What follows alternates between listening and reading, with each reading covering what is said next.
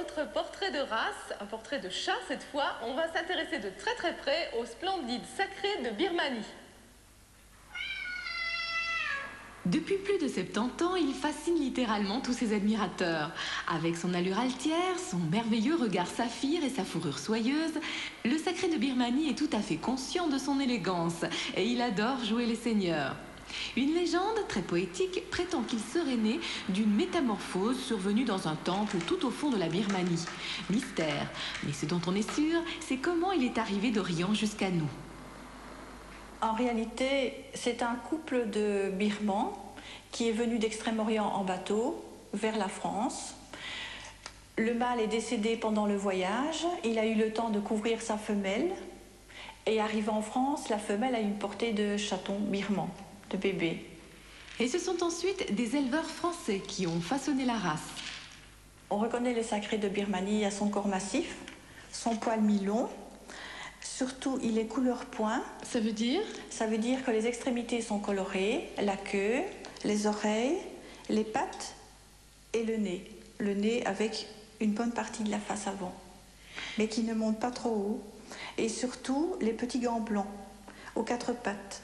Ça, c'est vraiment très typique de la race. Les petits chaussons, oui, sont des chaussons ou des petits gants blancs typiques de la race du sacré de Birmanie. Ce chat séduit par son intelligence et aussi par l'affection qu'il porte à ses maîtres. Les Birmans ont l'air d'être de grands amateurs de câlins. Oui, ils aiment beaucoup être câlinés. Ce sont des gros nounours, très doux, très gentils. Ils aiment les bisous? Oui, ils aiment les bisous. Parfois, ils en donnent aussi. En fait, côté tempérament, le sacré de Birmanie se situe à peu près à mi-chemin entre le persan et le siamois. Plus dynamique que le premier, mais beaucoup plus calme que le second. Appréciant le jeu, mais aussi adepte des longues siestes paresseuses. Contrairement aux apparences, ce super playboy à moustache n'a pas besoin de longues séances de toilettage pour être toujours impeccable. Le birman ayant un poil mi-long, avec peu de sous-poil, un brossage une fois par semaine suffit. Même en période de mue? En période de mue, disons 2 fois, mais ça suffit largement.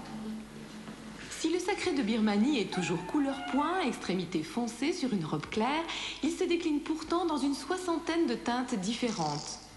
En fait, ce qui est drôle, c'est que chez les petits, on ne sait pas à la naissance de quelle couleur ils seront. Non, ils naissent tout blancs.